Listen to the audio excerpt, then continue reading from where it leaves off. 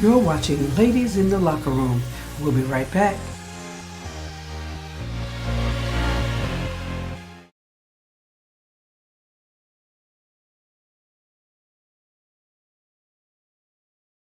Locker Room every Monday night at 7 p.m. for a live taping of our show at the Hudson Grill, located at 6317 Roswell Road in Sandy Springs, Georgia. The Hudson Grill is the best place in town to watch your team get down for sports, food, spirits, and fun. The Hudson Grill. You can follow the Ladies in the Locker Room on Twitter at LadiesLock1.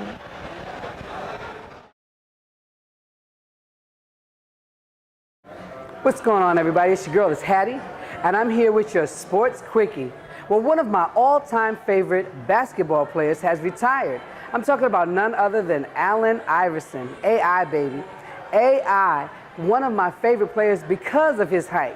AI was the little guy with a big game on the court. Now, of course, he's way taller than me at 6 foot tall or 6'1", but the guys on the basketball court today are 7 foot, 6'10", 6'11", 6'8", and Allen Iverson was that little guy at 6 feet tall who was out there handling his game against guys like Shaquille O'Neal, like the Michael Jordans. He was out there in that game and doing his thing, and that's what I loved about him. Allen Iverson was selected first overall pick in 1996 for the 76ers. He was most valuable player for 2000, and he was Rookie of the Year in 1996-97. Allen Iverson played for 14 years in the NBA, and I think that's a heck of a feat. The other thing about it is a lot of people thought he's been retired a couple of years. He's been around, he's been playing overseas, he's been playing, and I think he really had hopes and dreams of coming back to the NBA, but that never happened. So I think he finally decided to throw in the towel. Now, an 11-time All-Star, Allen Iverson admits early in his season, he had a little trouble handling criticism. He had some run-in with some coaches, but that's okay. They worked it out, and he still was a factor on the court. He's one of my all-time favorite players. I'd like to say to AI, great job. We've enjoyed you. You had a great run. Not many players can say they've been in the NBA for 14 years. Now, it brings me to a problem, though. I never can understand why a player like an Allen Iverson can get in on the court, do so many great things, but there are critics that are going to suspect or say, should he go to the Hall of Fame? Well, this always bothers me because they tend to worry about what these athletes, and I emphasize athletes, they tend to worry what these guys do off the court rather than what they do on the court. So on the court, I think 11-time All-Star, Allen Iverson, definitely Player of the Year, Most Valuable Player, Rookie of the Year. I think he definitely did some really good things that will help answer that question. AI, I sure hope you get all the things that you want to get done, and we love you, man. It's your girl, it's Hattie, and this is my Sports Quickie. Find out more about Ladies in the Locker Room at www.ladiesinTheLockerRoom.com. Good evening, ladies and gentlemen. It's your girl, it's Hattie from Ladies in the Locker Room. Every week we have a different discussion where myself and one of the other ladies, or some of the other ladies, sit down and discuss things going on in the world of sports. This week's discussion really took me back. I was kind of shocked and surprised to hear about it.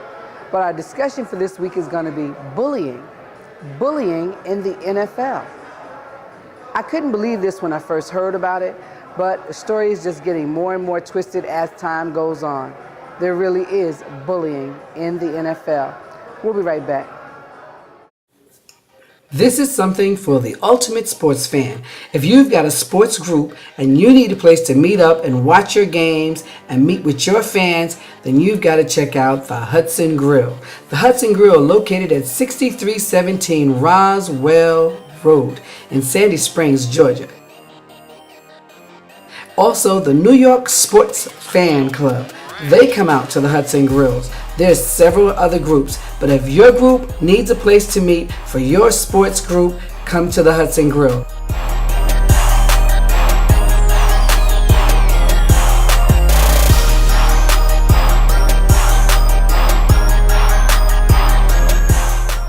The Cincinnati Bengals group is a serious sports group. They come out, they have a great time.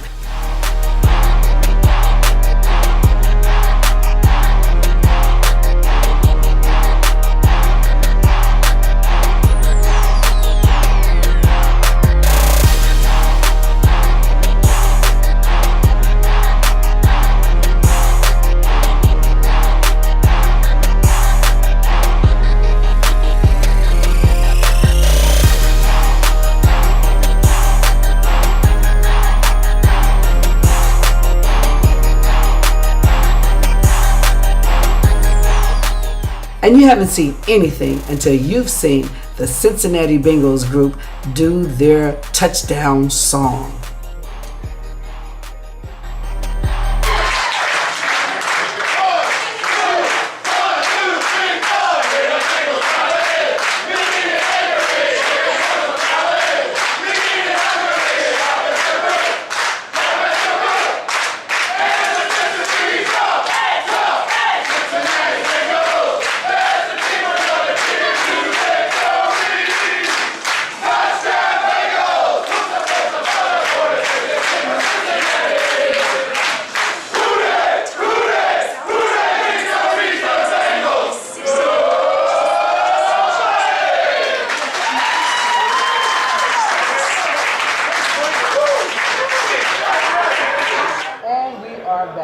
First of all, once again, ladies and gentlemen, thank you for joining Ladies in the Locker Room. Each week, we try to engage in a serious conversation about some of the things that are going on in sports. This week, we're talking about bullying in the NFL.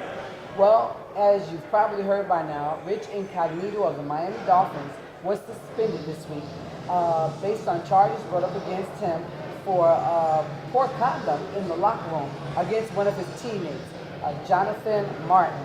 Now, Jonathan has filed a misconduct claim against Rich Incognito, stating that he's been bullying him, that he's been forcing him to give him money, he's been sending him harassing phone calls and threats.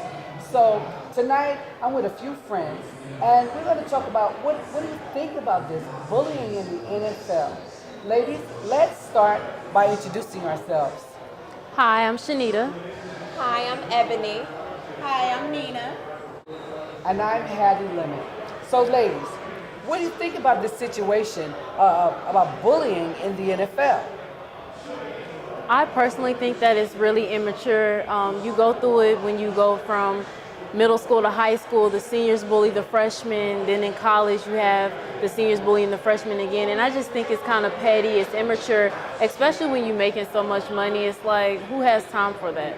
You have better things to worry about, better priorities. You know, you should focus on winning the season more than trying to pick on someone else. Right. And aside from that, it's so many people killing themselves over being bullied. I just think it's too much going on, and it's better things to do than try and take the time out of your day to pick on someone and try and go out of your way to make them have a hard time. Well, I think that something like this on a wide scale can definitely be detrimental to the team itself.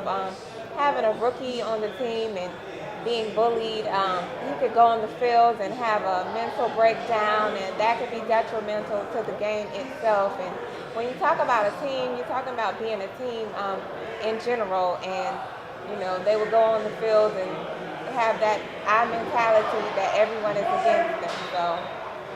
And these guys, they're supposed to be role models for our up-and-coming rookies, our young males that are in high school and football, and high school that play football and college.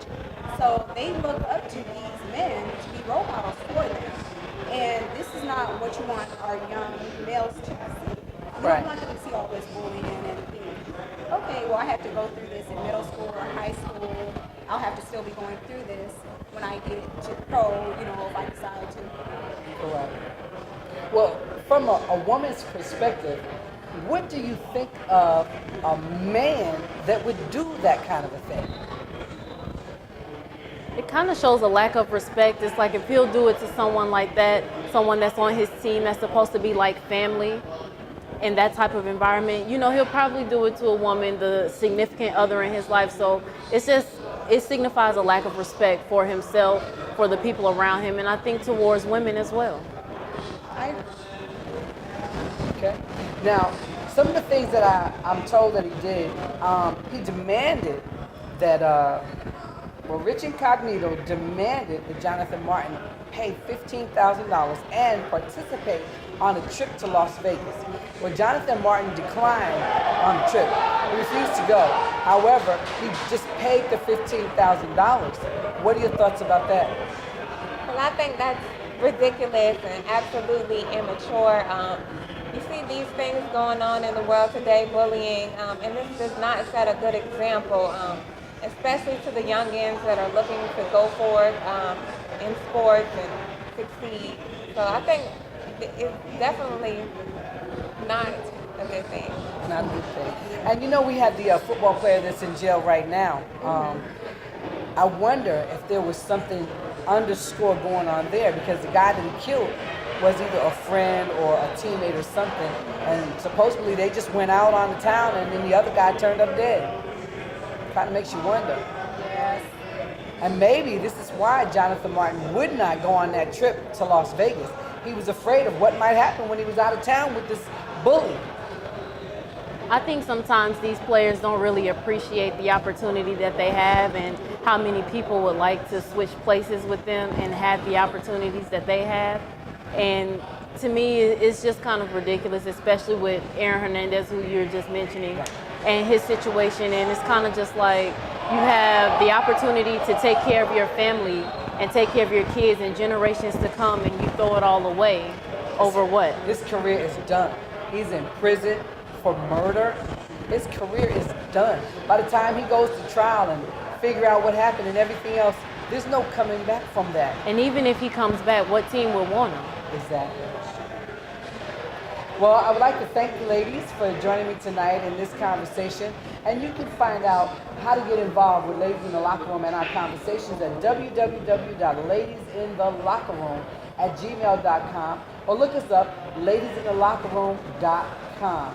Thank you and good night.